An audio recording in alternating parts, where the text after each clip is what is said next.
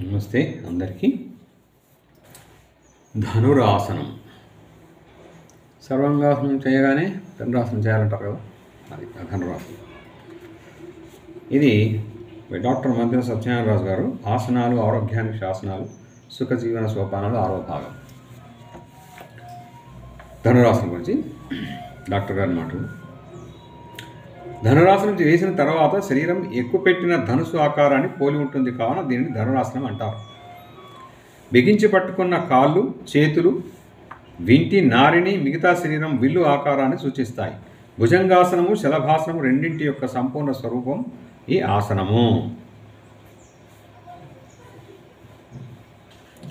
ఊరలా పడుకొని కాళ్ళ మధ్య ఒక అడుగు వెడల్పు పెట్టి రెండు కాళ్ళను మోకాళ్ళ భాగం నుండి వెనక్కి వంచి పిర్రల భాగం వరకు చేర్చి ఉంచాలి. ఇప్పుడు ఒక చేతిని వెనక్కి పోనిచ్చి ఒక కాలు గుత్తి భాగం దగ్గర పట్టుకోవాలి. ఇలాగ రెండవ కాలును కూడా పట్టుకోవాలి.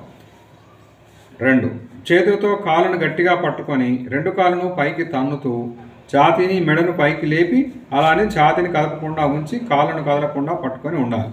కళ్ళు మూసుకోవాలి. ఇలా తర్వాత ఆసన స్థితి. ఈ ఆసనం చేయడం చాలా తేలిక. ఇలా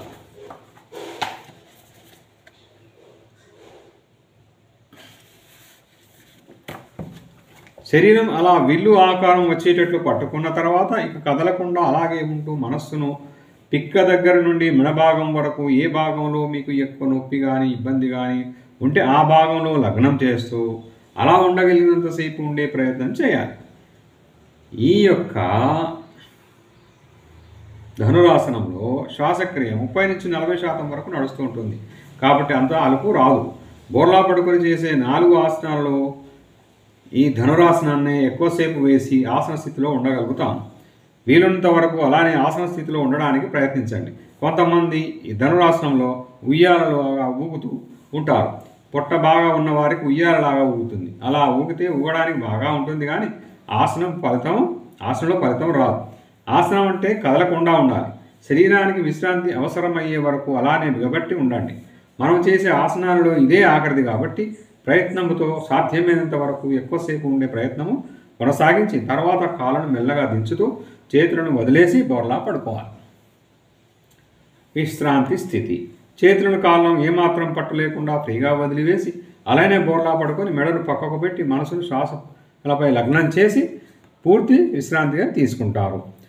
బాగా ఎక్కువ సమయం ఆసన స్థితిలో ఉండడం వలన అలుపు ఎక్కువ వచ్చి ఉంటుంది కాబట్టి కాస్త ఎక్కువ సమయం 2 నుంచి 3 నిమిషాల పాటు విశ్రాంతిలో ఉండడం మంచిది. విశ్రాంతి సమయంలో దీర్ఘశ్వాసలు నడుస్తూ మనసుని చాలా ప్రశాంతంగా ఉండేటట్లు చేస్తాయి.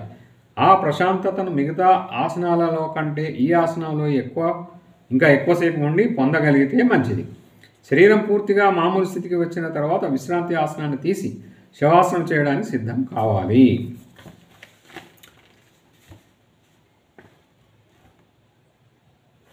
విశ్రాంతి మరొక పద్ధతి. జబ్బలు పిక్కలు తొడలు బాగా లావుగా ఉన్నవారికి చేతులతో కాళ్ళను పట్టుకోవడం కంటే చాలా కష్టంగా ఉంటుంది. కాళ్ళు చేతులు సరిగా అందని వారు కూడా ఉంటారు. కాళ్ళు చేతులు అందకపోతే ఈ ఆసనాన్ని చేయడానికి ఉండదు. రెండు చేతులు కాళ్ళకు అందకపోతే ఆసనాన్ని మానివేయకుండా వేరే ప్రయత్నంతో ఆసనాన్ని చేసే ప్రయత్నం చేయవచ్చు. అలాంటి వారికి కూడా ఈ రకమైన ధనురాసనం ఎంతగానో లాభాన్ని కలిగిస్తుంది. బోర్లా పడుకొని ఇలా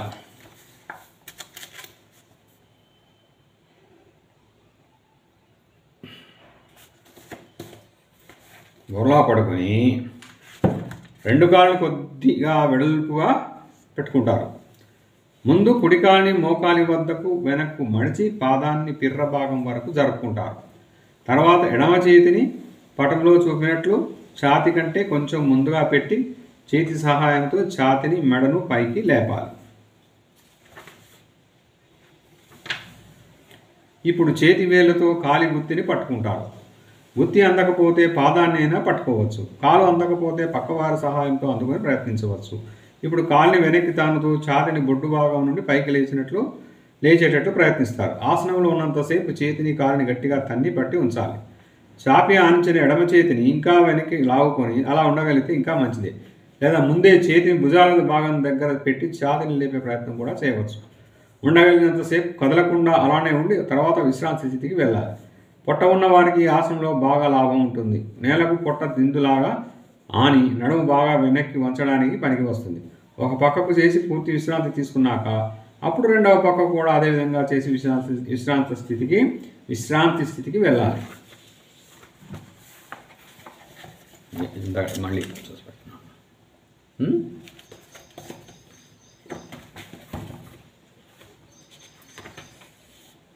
తప్పు స్థితి.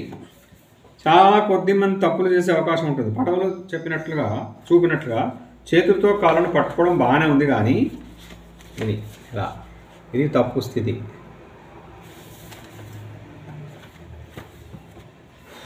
కాళ్ళను పట్టుకోవడం బాగానే ఉంది, కానీ కాళ్ళను పైకి తన్నడం రాక ఛాతీ లేవలేదు. ఛాతీ లేవకపోతే అసలు ప్రయోజనం సున్నా. ఛాతీ బాగా లేవాలంటే చేతులను కడ్డీలాగా బిగించి వంగకుండా కాళ్ళను గట్టిగా పట్టుకొని కాళ్ళని గట్టిగా వెనక్కి తన్నుతూ ఛాతీని లేపే ప్రయత్నం చేస్తే తేలికగా వస్తుంది. ఇంకా అలా కూడా రాకపోతే పక్కవారి సహాయంతో మన కాళ్ళను పట్టుకొని వారిని పైకి లాగితే మనం అప్పుడు ఛాతీని పైకి లేపవచ్చు.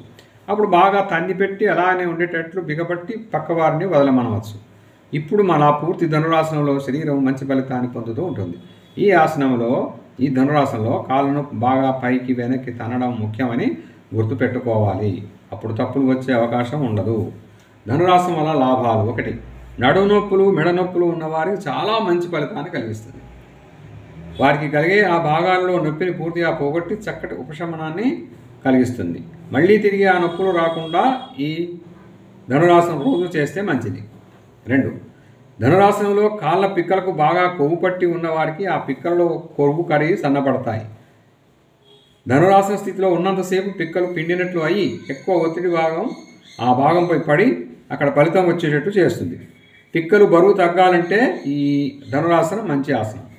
3. శరీరం బరువును తగ్గించుకోవాలనుకునేవారు ఈ ధనురాసనాన్ని కూడా తప్పనిసరిగా చేయాలి. సర్పాసనము, శలభాసనము అంత కష్టం కాకపోయినా ధనురాసనంలో ఎక్కువ శక్తి ఖర్చు అవుతుంది. దాంతో ఎక్కువ బరువు తగ్గే అవకాశం ఉంటుంది. 4. ధనురాసనంలో ముందు భాగం, వెనుక భాగం పైకి లేపి ఉంచడం వలన మధ్యలో ఉండే నడుము భాగంపై ఎక్కువ ఒత్తిడి పడి ఆ భాగానికి చక్కని రక్త ప్రసరణ జరిగేటట్టు చేస్తుంది. ధనురాసనంతో నడుము సన్నగా అవడం జరుగుతుంది.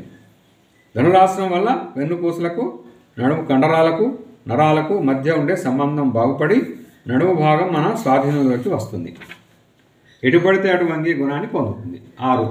గర్భసంచిపై, మూత్రకోశంపై చక్కని ప్రభావం ఈ ఆసన స్థితిలో ఉన్నప్పుడు పడి ఆడవారికి వచ్చే గర్భాశయ దోషాలు, అతిమూత్రం లాంటివి రాకుండా కాపాడగలుగుతుంది. గర్భసంచి సాగిపోకుండా కిందకు దిగకుండా దానికి చక్కటి శక్తిని కలిగించేది కాబట్టి ఆడవారికి ఈ ధనురాసనం ప్రత్యేకమైనదిగా చెప్పవచ్చు. గమనిక: పూర్తిగా అలుపు తగ్గిన తర్వాతే శవాసనంను చేస్తారు. 2. కొత్తలో నేర్చుకునేవారు 2-3 రోజులు తేలికగా ఈ ఆసనాన్ని చేసిన తర్వాత ఉండగలిగినంతసేపు ఉండే ప్రయత్నం చేస్తారు. 3. ఈ బోర్లా పడుకునే 4 ఆసనాలు చేసేటప్పుడు మూత్రాశయంలో మూత్రం ఎక్కువగా లేకుండా చూసుకొని చేయాలి. ఏమాత్రం మూత్రం కొద్దిగా ఎక్కువగా ఉన్నా మూత్ర విసర్జన చేసి వచ్చి చేయాలి. 4. బోర్లా పడుకొని చేసే 4 ఆసనాలలోనే అతి ముఖ్యమైనవిగా మనం గ్రహించి మనం ప్రతినిత్యం వాటి ద్వారా చక్కటి లాభాన్ని పొందడం మరవకూడదు. Thank you. అన్ని ఆసనాలు సరిగా వేసి అన్ని లాభాలు పొందుతారని ఆశిస్తూ మీ Jayaprakash, yoga instructor. Thank you.